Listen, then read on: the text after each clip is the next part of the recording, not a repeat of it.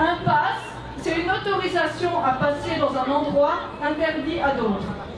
C'est un privilège accordé à certaines personnes qui remplissent certaines conditions. Sanitaire, ça veut dire que c'est en lien avec la santé et l'hygiène. Donc un pass sanitaire, c'est un laissez-passer pour personnes en bonne santé. En bonne santé, est-ce qu'on a interdit l'accès du lieu public aux personnes souffrant de diabète, d'un cancer, aux fumeurs, aux hypertendus, aux personnes en surpoids, à celles qui ne font jamais de sport par exemple?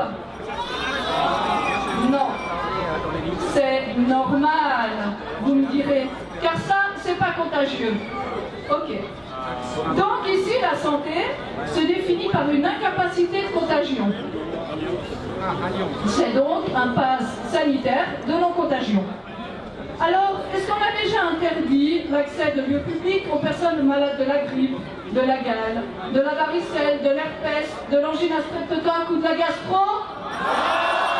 Et ça fait une année qu'on nous rit au nez, qu'on se fait remballer comme quoi des experts savent ce qu'ils font et qu'ils refusent de nous fournir des études prouvant le bien fondé scientifique de leurs mesures.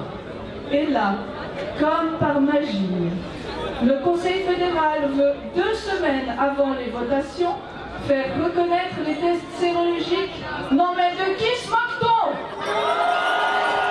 Combien de doses seront à faire encore? Est-ce qu'on va faire comme en Israël? Est-ce que le pass sera disponible uniquement pour les personnes qui auront fait la dernière dose? Une 3e, une 4e, une 5e, une 6e, et quoi? Jusqu'où est-ce qu'on va aller sous peine d'être privés de notre droit de la liberté? Les personnes vaccinées ont été trompées.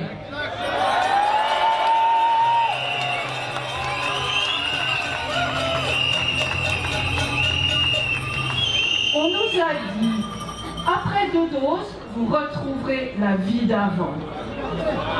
Une majorité de personnes qui ont décidé de se faire vacciner ne l'ont pas fait pour leur santé, mais pour être libres. Et désormais, il y a de grandes chances pour que le nombre de doses augmente au gré des désirs des autorités. Les personnes vaccinées ont été trompées. Notre démocratie, elle est gravement mise en danger par ce pass. Dans une démocratie normale, on forge notre opinion en discutant avec les autres. Et où est-ce qu'on discute avec les autres? Où sont les lieux de lien et de socialisation et d'échange qui renforcent la cohésion sociale? Eh bien, c'est au théâtre, au cinéma, dans les bistrots, les restaurants, quand on rencontre les autres dans des lieux où on est capable de discuter. Si on prive les gens de cette interaction avec les autres, le côté social disparaît. Et on n'est plus capable de se forger notre opinion autrement qu'en écoutant le discours unique des médias grand public. Est-ce que c'est normal?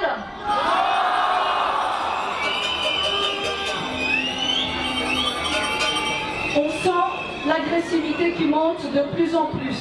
C'est même plus un clivage. C'est 2 parties de la population montées l'une contre l'autre.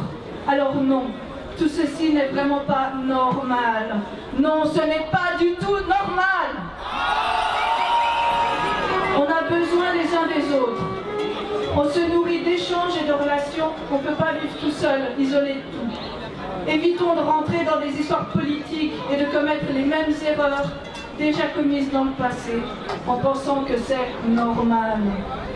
Restons ensemble, heureux, et ne rentrons pas dans une dissociation uniquement liée à une idéologie politique qui n'a rien de fraternel ni amical. Les amitiés, les familles, les relations se détruisent. Est-ce qu'on veut d'un monde comme ça? Est-ce que c'est ça qu'on appelle normal? Nous sommes des êtres de lien. Nous avons besoin des autres, de contacts humains et chaleureux. On a besoin d'aimer et d'être aimé. Sinon, on meurt. Qu'on soit vacciné ou pas.